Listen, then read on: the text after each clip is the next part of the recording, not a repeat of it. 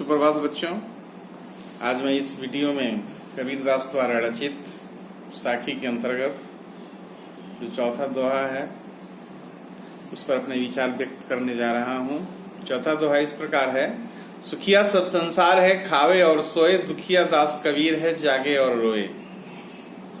इस कविता के इस दोहे के माध्यम से कवि ने इस सांसारिकता में उपलब्ध भोग सामग्री पर प्रकाश डाला है, व्यंग किया है कि लोगों को खाने पीने से फुर्सत कहाँ है। यानी सामान्य लोग ऐसा मान लेते हैं कि उनके जीवन का परम लक्ष्य है eat drink and B Mary, खाओ पियो और मौज करो। इसके अलावा वे कुछ नहीं सोचते। बच्चों, ये जानना जरूरी है कि जीवन का उद्देश्य सिर्फ ऐसा ही या इतना ही कदापि नहीं होता। कबीर जैसे संत जिन्होंने गुरु ज्ञान को अन्यतम माना है, उनका ऐसा मानना है कि सामान्य लोग जीवन के उद्देश्य से परिचित नहीं हैं, इसलिए वे सांसारिक भोग और वासनाओं को, भोग और विलासिता के सामग्री को अपना परम लक्ष्य मानते हैं। उन्हें ज्ञान से कोई लेना देना नहीं। परंतु कबीर ऐसा मानते हैं कि भले ही संसार के लोग तृप्ति का एहसास कर रहे हों, लेकिन वे अतृप्त हैं, क्योंकि उन्हें संसार की सांसारिक सुख की प्राप्ति की कोई कामना नहीं है। वे तो अलौकिक सुख और शांति की बात करते हैं, ज्ञान प्राप्ति की बात करते हैं। इसलिए उनका हृदय अतृप्त है और वे दुखी हैं, आंसू बहा रहे हैं। जाहिर सी बात है कि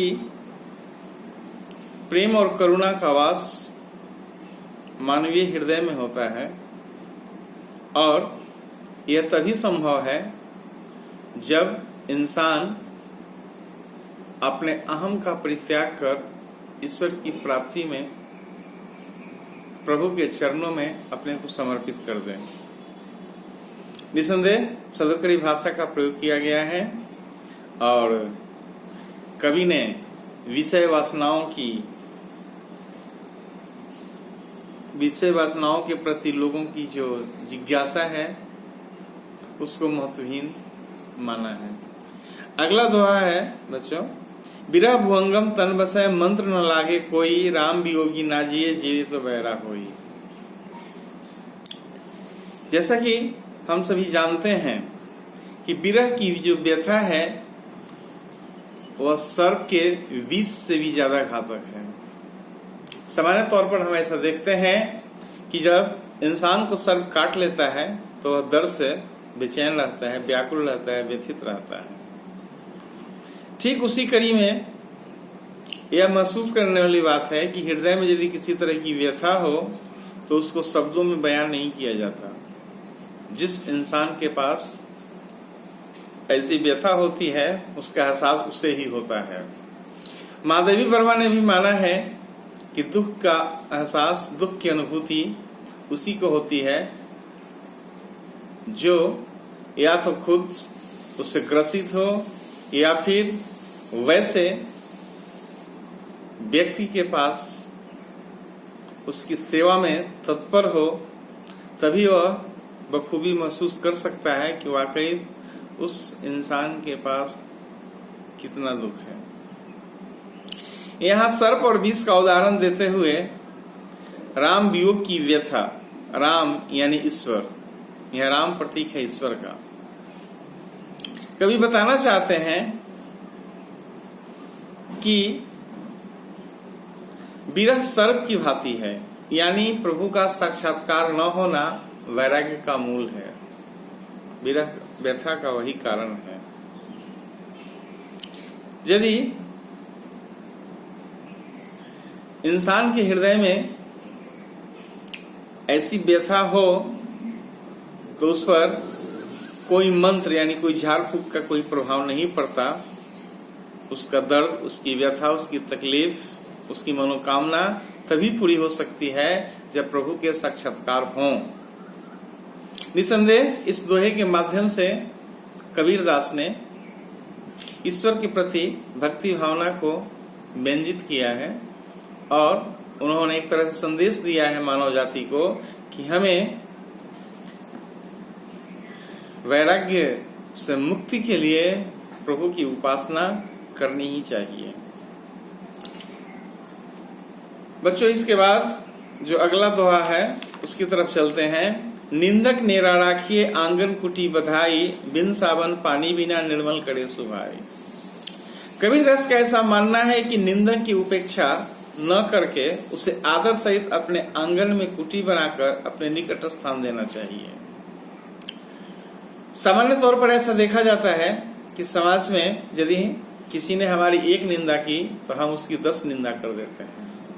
हम कदापि ऐसा नहीं सोचते कि वाकई यदि उसने हमारी निंदा की है तो वह हमारी कमियों को हमारे सामने प्रस्तुत कर रहा है और उन कमियों को हमें दूर कर देना चाहिए।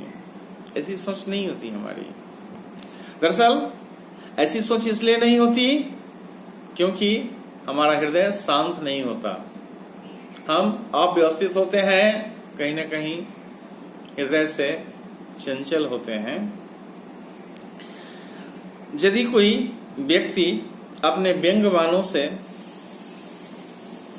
हमारे कमियों को उजागर करने की कोशिश कर रहा है तो हमें अपने दोषों को खोजकर उसे समाप्त करने का निर्णय लेना चाहिए। इससे हमारा हृदय पवित्र होगा, हमारे विचार अच्छे होंगे, हमारी वाणी अच्छी होगी, हमारा हृदय शुद्ध होगा और ऐसे परिवेश में हम दूसरों को भी सुख और शांति पहुंचा सकते हैं।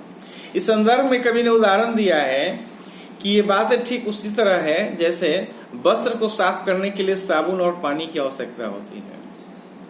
बच्चों, हम जानते हैं यदि कपड़े को साफ करना है तो साबुन पानी की आवश्यकता होती ही है। ठीक उसी तरह यदि हमारी कोई समालोचना कर रहा है तो उसमें हमारे स्वभाव की निर्मलता छिपी हुई है। हमारे स्वभाव को निर्मल बनाने के लिए उसके जो विचार हैं, उसकी जो निंदा है, साबुन और पानी के सदृश है। अगला दोहा है बच्चों, पोथी पढ़ी पढ़ी जुग हुआ पंडित भया न कोय, एके आसिर पीऊ का पढ़े सो पंडित होए। यहाँ इस दोहे के माध्यम से कबीर ने प्रेम मार्ग की श्रेष्ठता पर बल दिया है। उनका ऐसा मानना है कि शास्त्रों के अध्ययन से ज्ञान की प्राप्ति नहीं होती। और वैसे यदि हम कबीर की बात करें तो कबीर ने भी किसी स्कूल कॉलेज में शिक्षा प्राप्त नहीं की थी, बजाय इसके वे बड़े ही ज्ञानी थे, संत थे, सर्वज्ञ थे। यानी जो सच्चा ज्ञान होता है वह पुस्तकीय ज्ञान से अलग होता है। सच्चे अर्थों में आखिर पोथी पढ़ते पढ़ते आज तक कोई पंडित नहीं हो पाया है। यहाँ कबीर ने राम के जो 2 अक्षर हैं, यानी प्रभु की उपासना, प्रभु के प्रति लगाव, उनके प्रति समर्पण, उनका जो दासत्व है, वह जिसने स्वीकार कर लिया वही विद्वान है, वही पंडित है। क्योंकि प्रेम हृदय का भाव है, पढ़ने का नहीं। पढ़ना तो मस्तिष्क का काम है। पढ़ाई साधक भी हो सकती है, बाधक भी हो सकती है, लेकिन वाकई सब प्रेम यदि हम ईश्वर के चरणों में अपने को अर्पित कर दें तो सच्चे ज्ञानी निश्चित होंगे हम। अगला दोहा है बच्चों, हम घर जाले आपना लिए मुरारा हाथी, अब घर जालो ताश का जो चले हमारे साथी। कबीरदास ने ऐसा माना है कि सांसारिक मायामोह के बंधन में रहते हुए इंसान आगे नहीं बढ़ पाता। ईश्वर प्राप्ति के मार्ग पर चलने वालों को अपने सांसारिक बंधनों को जलाना पड़ता है, भस्म करना पड़ता है। जैसे कि ज्ञान प्राप्ति के लिए, भक्ति मार्ग पर चलने के लिए काम, क्रोध, मोह आदि विषयों की तिलांजलि देनी होती है, क्योंकि ये सच्चे ज्ञान की प्राप्ति में बाधक हैं। अतः जो भी ब्रह्म ज्ञान की ओर चलने के लिए मेरा साथी बनेगा उसे भी अपना घर जलाना पड़ेगा। यहाँ घर जलाने का अभिप्राय अज्ञानता का नाश है। माया मोह के बंधनों से मुक्त होना है। कबीर मुक्त हो चुके हैं, इसलिए वे ऐसा मानते हैं कि उनका हृदय, उनका घर उदीप्त हो गया है, प्रदीप्त हो गया है, और उनकी ऐसी कामना है, वे ऐसी आशा रखते हैं कि जो कोई भी उनके बताए हुए इस मार्ग का अनुसरण करे तो उसका भी जो हृदय है आलोकित होगा, प्रदीप्त होगा, ज्योतिर्मय होगा और सच्चे ज्ञान की प्राप्ति होगी। धन्यवाद बच्चों।